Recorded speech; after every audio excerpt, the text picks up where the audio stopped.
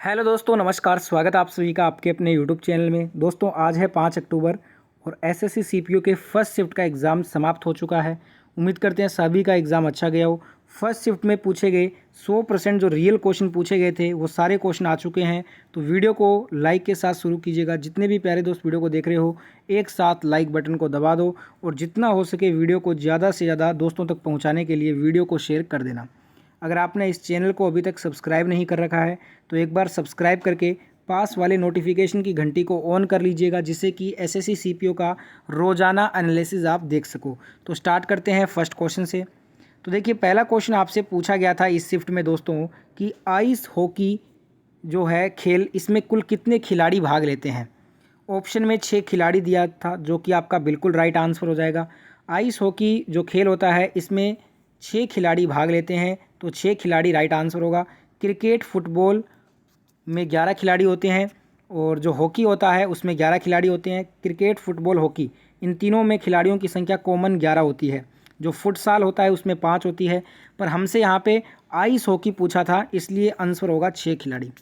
अगला क्वेश्चन आया था कि आत्मीय सभा का स्थापना कब हुआ था।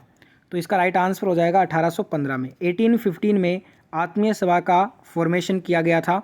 1814 में राजा राम मोहन राय कलकत्ता आए और वहां बस गए। उन्होंने 1815 में आत्मीय सभा की स्थापना के लिए धार्मिक सत्य के प्रचार प्रसार और धार्मिक विषयों के मुक्त विचार विमर्श को बढ़ावा दिया। इसमें हिंदू धर्म के ग्रंथों का भी प्रतिपादन किया गया था। तो हमसे ये पूछा गया था कि आत्मीय सभा का स्थापना कब हुआ, तो 1815 आपका राइट आंसर हो जाएगा। आने वाले शिफ्टों में अगर पूछ ले कि आत्मीय सभा का स्थापना किसने किया, तब आपका आंसर होगा राजा राम मोहन राय ने। ठीक है। अगला क्वेश्चन आया था कि बास्केटबॉल का मैदान का जो आकार होता है वो कैसा होता है। तो दोस्तों देखिए, ऑप्शन में दिया था आयताकार।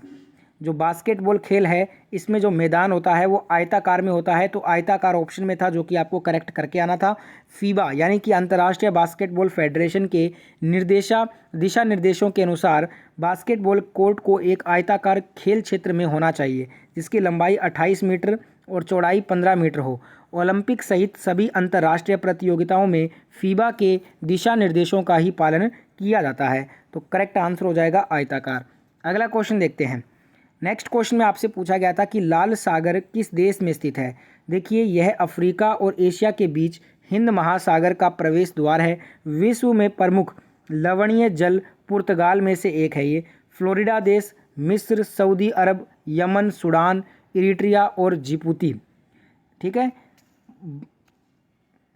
बाब अल बंदेब और जल्द डमरू जो मध्य है और अदन की जो खाड़ी है, इसके माध्यम में जो दक्षिण में हिंद महासागर में ये डूबा हुआ है।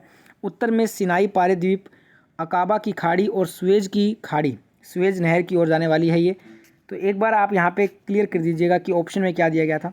यहाँ पे देश का नाम होगा, तो यहाँ पे मैंने आपको बता दिया है अफ्रीका और एशिया के बीच में ये हिंद महासागर में है। ठीक है। अगला क्वेश्चन यहाँ पे ये पूछा गया था कि प्रधानमंत्री की नियुक्ति कौन करता है। तो भारत के राष्ट्रपति इसका बिल्कुल राइट आंसर हो जाएगा। अनुच्छेद 75 के अनुसार प्रधानमंत्री को राष्ट्रपति द्वारा नियुक्त किया जाता है और अन्य मंत्रियों को प्रधानमंत्री की सलाह पर राष्ट्रपति द्वारा नियुक्त किया जाता है। ठीक है। राष्ट्रपति के प्रसाद पर्यंत ही मंत्री पद जो है वो संभालते हैं।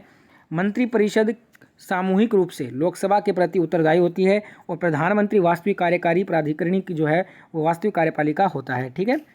अगला क्वेश्चन ये पूछा गया था कि star shapes of temples belong to which dynasty.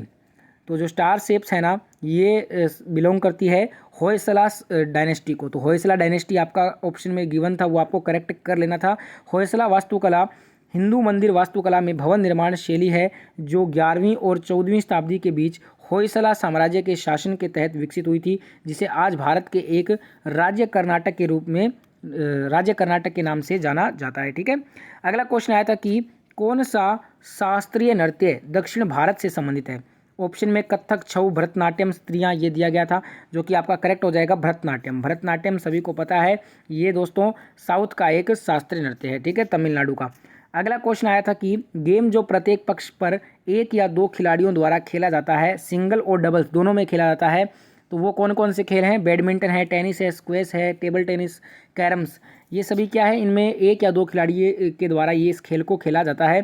तो बताइएगा इनमें से कौन सा वाला आपके ऑप्शन में दिया गया था। अगला क्वेश्चन आया था कि पश्चिम घाट का विस्तार कहाँ से कहाँ तक है। पश्चिम घाट उत्तर में सतपुड़ा रेंज से गोवा के दक्षिण में कर्नाटक के मध्य और केरल व तमिलनाडु से होते हुए कन्याकुमारी में हिंद महासागर तक फैला हुआ है। पूर्व की ओर बहने वाली नदियाँ जो पश्चिम घाट से निकलती हैं और पूर्व की ओर बहती हैं, उनमें 3 प्रमुख नदियाँ शामिल हैं, गोदावरी, कृष्णा एवं कावेरी। और कई छोटी सहायक नदियाँ हैं जैसे कि तुंगभद्रा, भीमा, मालाप्रभा, घटप्रभा, हेमवती, काबिनी। ठीक है दोस्तों, बढ़ते हैं अगले क्वेश्चन की तरफ। अगला क्वेश्चन आया था कि भारत कितनी बार T20 क्रिकेट वर्ल्ड कप जीत चुका है। तो भारत एक बार ही T20 वर्ल्ड कप जीता हुआ है। जब 2007 में T20 वर्ल्ड कप का पहला एडिशन था, उसे ही भारत ने जीता था। उस समय भारत की टीम के जो कैप्टन थे वो MS धोनी थे और भारत टीम ने फाइनल में पाकिस्तान टीम को हराया था। T20 वर्ल्ड कप के पहले सीजन में भारत चैंपियन बना था और भारतीय टीम ने इस साल फाइनल में पाकिस्तान को हराकर पहली बार यह खिताब अपने नाम किया था। T20 विश्व कप 2024 की मेज़बानी संयुक्त राज्य अमेरिका और वेस्ट इंडीज़ के द्वारा की जाएगी। सर्वाधिक जो T20 वर्ल्ड कप है वो 2 देशों ने जीत रखा है, वेस्ट इंडीज़ और इंग्लैंड। दोनों देशों ने 2-2 बार जीत रखा है। अगला क्वेश्चन आया था कि राष्ट्रपति की कार्यपालिका शक्ति किस अनुच्छेद में दी गई है। तो भारत के संविधान के अनुच्छेद 53 के तहत संघ की जो कार्यकारी शक्ति है वो दोस्तों राष्ट्रपति में निहित होती है। अनुच्छेद 54 कहता है कि राष्ट्रपति का चुनाव होना चाहिए। अनुच्छेद 55 कहता है कि राष्ट्रपति के निर्वाचन की रीति क्या होगी। जो अनुच्छेद 56 है आर्टिकल 56, ये राष्ट्रपति के पद के कार्यकाल से संबंधित है। ठीक है, अगला क्वेश्चन आया था कि अनुच्छेद 368 के अनुसार कितने प्रकार के संशोधन होते हैं। तो देखिए, संवैधानिक संशोधन प्रक्रिया को परिभाषित करने के लिए भारत के संविधान के भाग 20 के अनुच्छेद 368 में 2 प्रकार के संशोधनों का प्रावधान है। संसद के विशेष बहुमत से कुल राज्यों में से आधे के समर्थन के साथ संसद के विशेष बहुमत के द्वारा इसे पेश जो है वो किया जाता है। तो एक बार आप बताइएगा कि ऑप्शन में यहाँ पे क्या दिया गया था आपको। एक बार एग्जैक्ट ऑप्शन जिनको याद है वो एक बार कमेंट करेंगे। एक क्वेश्चन आया था बहमनी साम्राज्य से कौन सा राज्य नहीं निकला था। तो देख लेते हैं कौन कौन से निकले थे। बहमनी सल्तनत को भारत के दक्कन क्षेत्र में 1347 से 1518 तक था ये। इसमें पहले मुस्लिम राज्य के रूप में इसे जाना जाता था। बहमनी जो सल्तनत है इसकी शुरुआत 1347 में अला अल दीन बहमन शाह नामक शासक द्वारा की गई थी और दिल्ली के सुल्तान मोहम्मद बिन तुगलक के खिलाफ क्रांति में उन्हें विभिन्न सैन्य प्रमुखों द्वारा मजबूत भी किया गया था। बात करें बहमनी साम्राज्य के पतन के बाद 5 जो है वो दक्कन सल्तनत राज्यों का उदय हुआ था। बरार, बीजापुर, अहमदनगर, गोलकुंडा और बीदर। ठीक है, तो इतने क्वेश्चन मुझे आज मिल पाए थे फर्स्ट शिफ्ट के। जैसे ही और क्वेश्चन मिलेंगे मुझे, मैं उन्हें PDF में ऐड कर लूँगा और PDF आपको टेलीग्राम चैनल पे मिलता है। टेलीग्राम चैनल पे जाके आप सर्च कीजिएगा एजुकेशनल स्टडी पॉइंट, वहाँ पे हमारा चैनल होगा, उसे आप ज्वाइन कर लीजिए। थोड़ी देर में इसका PDF अपडेट वहाँ पे कर दिया जाएगा। वीडियो पूरा देखने के लिए धन्यवाद। जिनको और क्वेश्चन याद है वो कमेंट कर दें और अच्छे से कमेंट कराएं जिससे कि लैंग्वेज अच्छी हो। और वीडियो पूरा देखने के लिए धन्यवाद। जय हिंद, जय भारत। मिलते हैं सेकेंड शिफ्ट के साथ।